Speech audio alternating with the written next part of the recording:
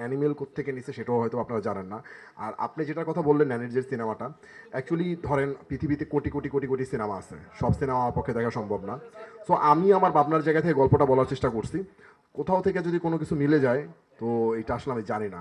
Rainbow allrounder exterior পেয়ে বাড়ির বাহিরের দেয়ালের সুরক্ষা নিয়ে থাকুন নিশ্চিন্ত। সাথে পাচ্ছেন 10 বছরের ওয়ারেন্টি।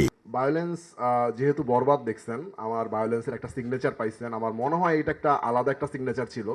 আমার নিজস্ব একটা স্টাইল ছিল। সো ওই স্টাইলের মধ্যে এবার পরে ওইখানে যেরকম একটা সিগনেচার পাইছেন, আশা করি এখানে আমার একটা সিগনেচার পাবেন, যে না এটা হৃদয়ের ফিল্ম। শুধু রাক্ষস না, আমি চাই বাংলা সিনেমা ওয়ার্ল্ড ওয়াইড সারা পৃথিবী ছড়ায় যাক। সেই জায়গা থেকে তো আমার সিনেমা যেহেতু, আমি তো চাইবই। হ্যাঁ, আমাদের এরকম প্ল্যান আছে। আছে, আমরা বরবাদের সময় করছি, এবারও করব। নায়িকা মারা যাবে কি বাইরে দেখবে, এটা তো সিনেমা হলে যায় দেখবেন। এখনই যদি নায়িকাকে মাইরা ফেলেন সবার সামনে, কেমনে হবে বলেন ভাই? এনজয় করবে সবাই। প্রভাবিত কি করবে আমি জানি না, সিনেমা দেখার পর আসলে কি প্রভাবিত হয়, আমার কখনো হয় নাই প্রভাবিত। আমার কাছে মনে হয় না সিনেমা হল একটা শিক্ষা প্রতিষ্ঠান। সো এখানে ডিরেক্টররা দায়িত্ব নিয়ে বসে না, মানে এটা আমার বিশ্বাস মনে হয়।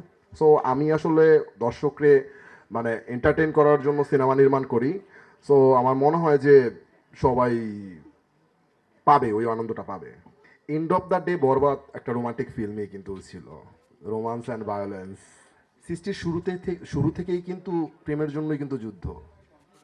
সো আমি তো একটা সৃষ্টির মানুষ না, প্রেমের মতো যুদ্ধ থাকবে, সব প্রেমেই যুদ্ধ হয়।